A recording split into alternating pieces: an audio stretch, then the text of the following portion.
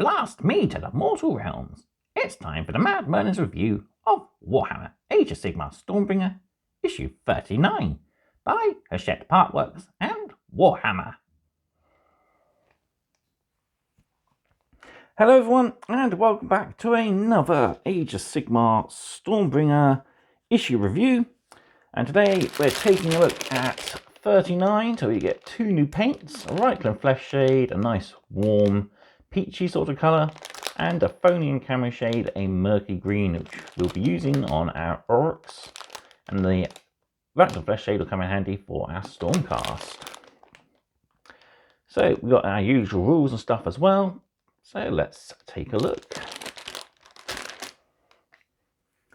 Before we dive in, don't forget to like the video if you are enjoying the Stormbringer content.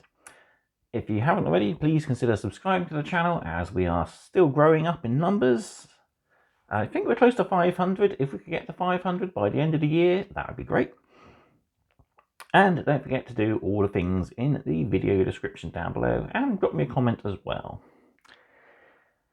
Finally, there'll be a special double issue as we have parts 1 and 2 of the Spirit of Durfu next. So it'll be a bumper episode, and that'll be probably releasing closer to Christmas. So you'll have a bumper issue video to watch. Right, let's dive into 39 then. So, getting the paint issue out the way this early on in the delivery. So, we have our two paints, Reikland Flesh Shade and a Phony and Camo Shade. So, as I mentioned, this will be ideal for shading down the gold armour of our Hammers of Sigmar, as well as picking out fleshy details on the Stormcast models. And a Phony and Camo Shade will be used on a couple of our factions, mostly the orcs, to help shade down the skin. And we'll also be using the shade leaves and stuff on our Sylvaneth. So yeah, two pretty good colours, very good staples, I think, of my particular paint collection. But yeah. Right then, this is the good bit. Let's take a look through the actual issue. So, Reikland Flesh Shade, a Phony and Camo Shade, and we learn the rules for mysterious terrain. So, full contents then, a natural order, Venom Part 4. We have collecting articles for Sylvaneth names, growing our city, and growing your war. We have a bumper paint guide for our two new paints, core rules page 19, mysterious terrain tutorial, and enchanted ruins is our pitched battle. So, a natural order, another page detailing the Sylvaneth. Sylvaneth are fierce defenders of the natural world who protect and heal wild places with their might and their magic. Ever watchful for threats to their sacred lands, the Sylvaneth are powerful allies to some and deadly enemies to others. So yeah, bit more background on the Sylvaneth, detailing how they are fierce protectors of everything that is natural. So forests, wilderness, frozen wastelands, anything that has nature as a part of it, they are fervent protectors of. They are allied to Order, but if a Order force interferes with a particularly Sylvaneth protected grove, it's not past them to actually fight amongst the Ordered factions. Being protectors of nature, they have the greatest enemies in Nurgle, who seek to destroy and ruin everything with decay. So they are protectors of nature. They are the children of the god Alariel. There she is on her giant beetle, the ever queen of the woodland creatures.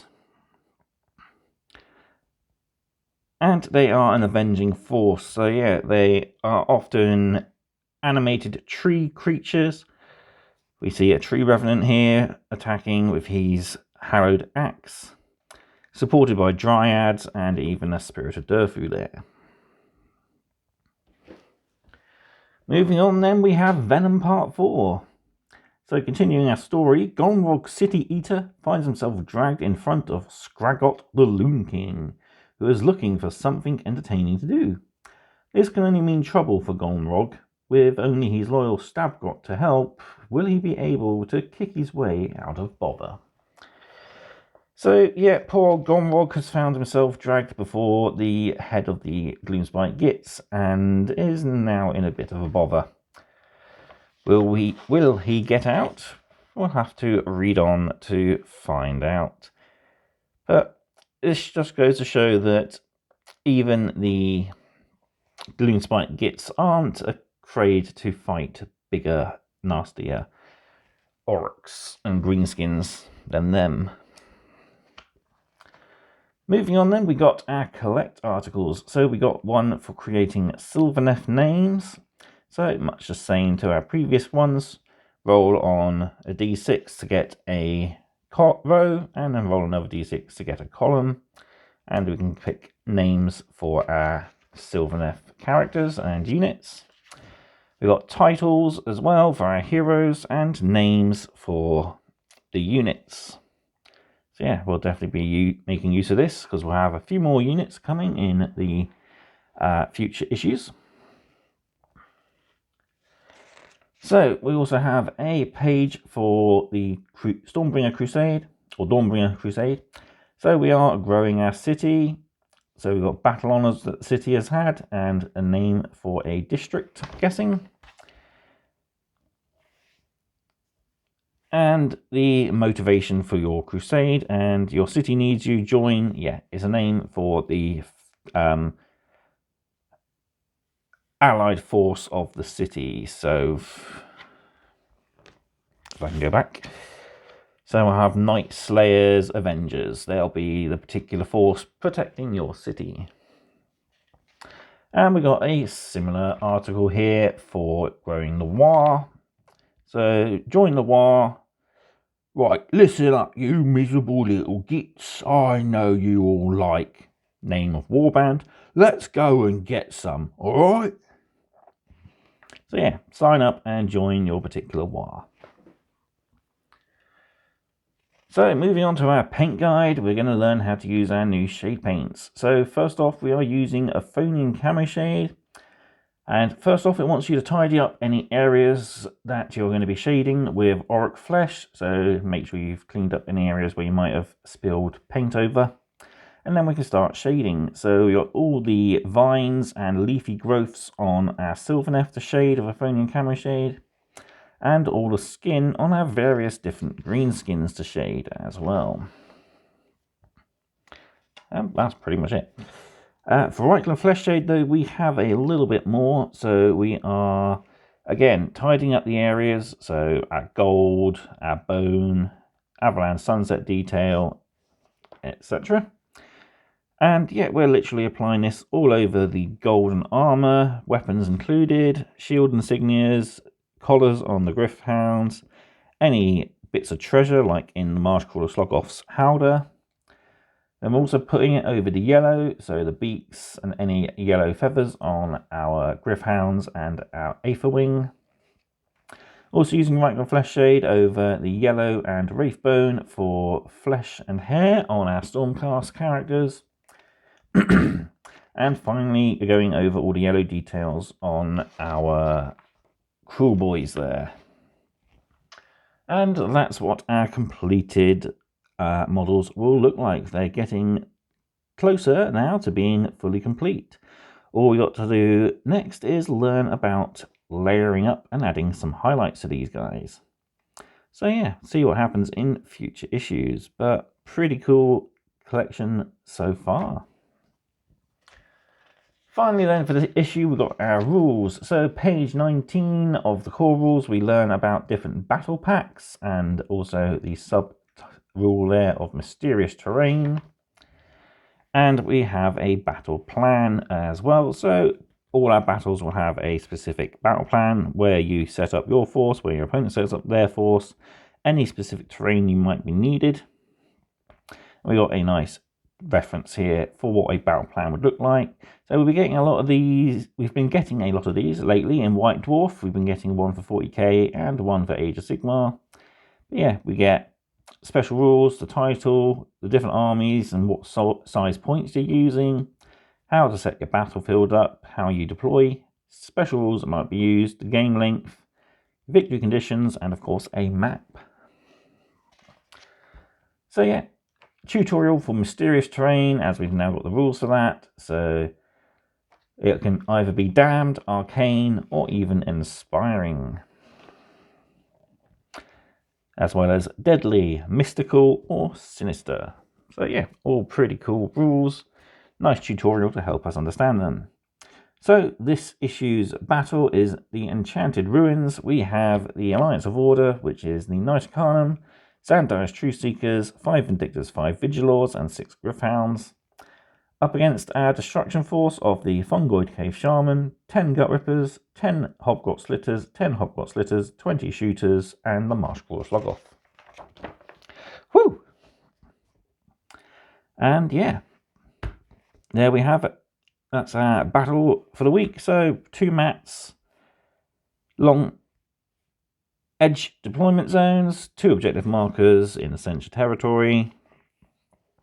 We get to place the primal layer terrain. Must be placed more than 3 inches away from any other objective marker or terrain piece. Score 1 point for each objective you control if you control both objectives and if you control more than your opponent, which you would... This is not the best well thought because there's only the 2 objectives unless there's a third one that we place. No, place objective markers on the 2 locations shown above. So yeah, this isn't going. I mean, you will have more if you control both, so it's kind of redundant to have the controlling more than the opponent. So yeah, the first place of the primal layer scenery is placed on the battlefield has the damned rule. The second piece has arcane. Third inspiring, 4th deadly, 5th mystical, and finally your 6th piece is sinister. And then we have the back cover. So we have a look at the future issues of Stormbringer. So we've got our brand new battle mat, which we received, I think, in our last delivery, which is a lovely sort of T-shape realm of metal river, flowing river of metal there. There's some crashed Arcanaut ships, and we also get to start our Caradron Overlord Arcanaut company as well. We got more Sylvaneth to add, including the Spirit of Durfu. Then we got some new, I've forgotten their names, Squigs. That's it. New Squig bait focused units. So we've also got Fanatics as well. Boing Bounders, Sneaky Snufflers, Squig Herders, Loom Boss on Squig, and Molog's Mob there, another Underworld's Warband. Kind of annoying, they've put them all looking towards the camera. Would have been nice if they looked like they're in middle battle, so facing each other. But yeah, and we're also starting to get some more terrain, so we get a Domicile and a Siphon there as well. Finally then, next issue, as I mentioned at the start, is going to be a bumper video. So we got part 1 and 2 of the Spirit of Durfu, and it's a massive tree kit. And yeah, I'm looking forward to building and painting this guy. Not too sure on if I like the method the magazine goes with. I may do my own thing, but yeah, pretty cool. So we've got nice dark brown wood, mystical blue wood in the middle there. Fiery orange sword and mouth, plus various carved runes all over him. Really impressive looking model. Yeah, especially for one that came out in the latter days of Warhammer Fantasy. So there we have it. That was issue 39. A pretty good paint issue. Nice that we're adding more shades to our models now. They're starting to look a little more complete. But yeah, mostly this issue was done to help expand our lore for our own particular collections and expanding forces. And yeah, we got more rules, so pretty cool. Let me know what you thought of the issue down in the comment section down below, and we'll have a good natter about all things Stormbringer. So, thank you all very much for watching, and I will see you next time for more mad content. Goodbye.